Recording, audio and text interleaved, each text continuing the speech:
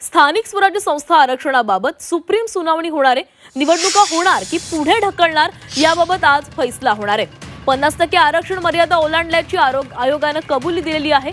40 नगर परिषद 17 नगर पंचायतींमध्ये मर्यादा ओलांडण्यात आलेली आहे। सुप्रीम कोर्टातील सुनावणीकडे संपूर्ण राज्याचं लक्ष लागलंय।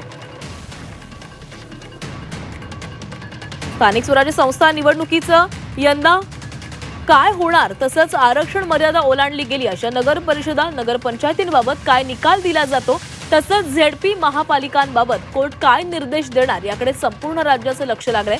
दरम्यान राज्यातल्या 40 नगर परिषदा 17 नगर पंचायतींमध्ये 50% आरक्षणाची मर्यादा ओलांडली गेल्याची कबुली राज्य निवडणूक आयोगाने दिलेली आहे। त्यामुळे आता या निवडणुका रद्दही होऊ शकतात।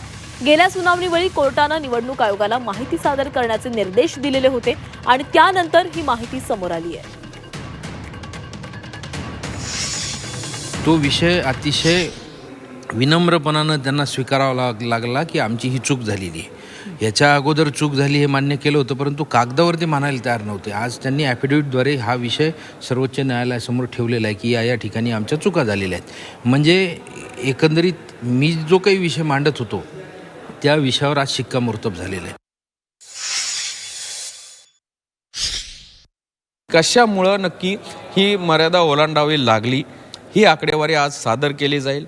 यामध्ये आमची भूमिका अशी असणार आहे की 27% आरक्षण बऱ्याच ठिकाणी अबाधित राहतंय, परंतु ट्रायबल एरियामध्ये ट्रायबल पॉप्युलेशन जास्त असल्यामुळं ओबीसीला फटका बसतोय।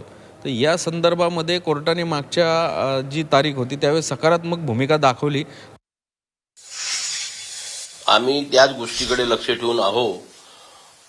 परवा मंगळवारी जेव्हा सुनावणी झाली तेव्हा मान्य सर्वोच्च न्यायालयाने एक चांगले संकेत आपण जर म्हटलं त्याप्रमाणे दिले होते की ओबीसीवर सुद्धा अन्याय होणार नाही याची काळजी आम्हाला घ्यावी लागेल।